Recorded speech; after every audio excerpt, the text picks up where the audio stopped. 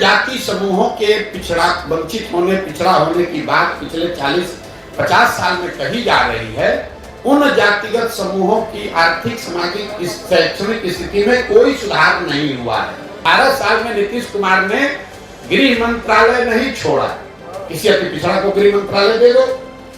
लालू जी 15 साल 16 साल रहे, किसी मुसलमान को गृह मंत्री नहीं बनाया, किसी मुसलमान को पथ निर्माण मंत्री नहीं बनाया, किसी मुसलमान को शिक्षा मंत्री नहीं बनाया।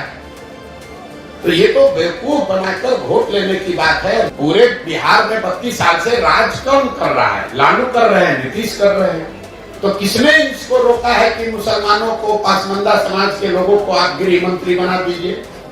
किसने नीतीश कुमार को रोका है कि किसी महादलित को आप यहाँ पर फिनेंस मिनिस्टर बना दीजिए, सड़क का मंत्री बना दीजिए, शिक्षा मंत्री बना दीजिए, किसी अति पिछड़ा समाज को आप जल संसाधन मंत्री बना दीजिए?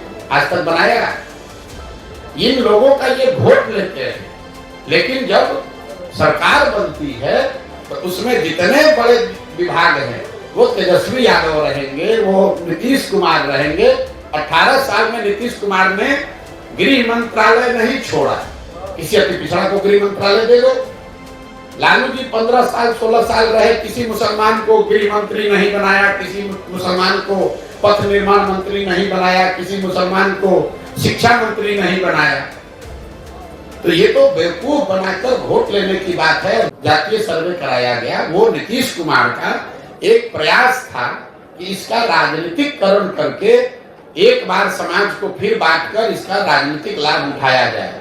मैं पहले दिन से कह रहा हूं कि इसका कोई राजनीतिक लाभ नहीं मिलेगा, और इसका प्रमाण ये है कि जो नीतीश कुमार जातिगत सर्वे के आधार पर चुनाव लड़ने, प्रधानमंत्री बनने गए थे, वही भागकर जाकर भाजपा में शामिल हो गए।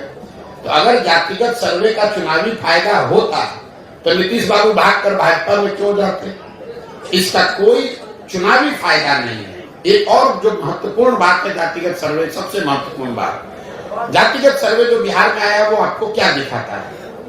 जिन जाति समूहों के वंचित होने, पिछड़ा होने की बात पिछले 40-50 साल में कही जा रही है, उन जातिगत समूहों की आर्थिक, सामाजिक, शैक्षणिक स्थिति में कोई सुधार नहीं हुआ है।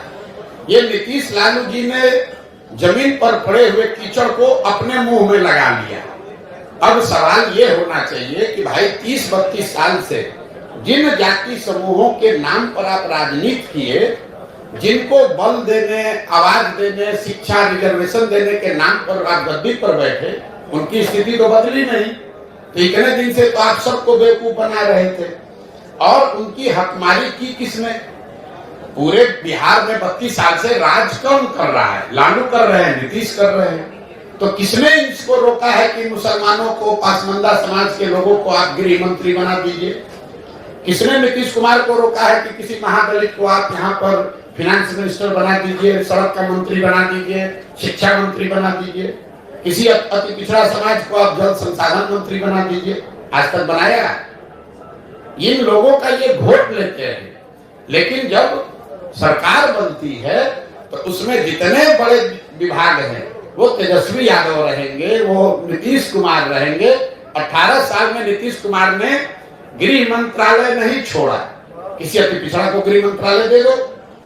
लालू जी 15 साल 16 साल रहे, किसी मुसलमान को गृह मंत्री नहीं बनाया, किसी मुसलमान को पथ निर्माण मंत्री नहीं बनाया, किसी मुसलमान को शिक्षा मंत्री नहीं बनाया।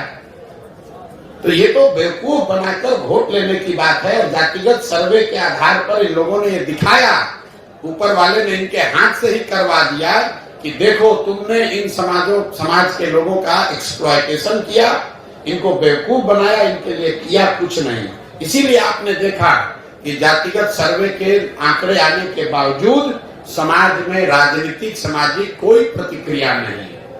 बिल्कुल लोग शून्य है उससे। लोग मालूम है कि बेवकूफ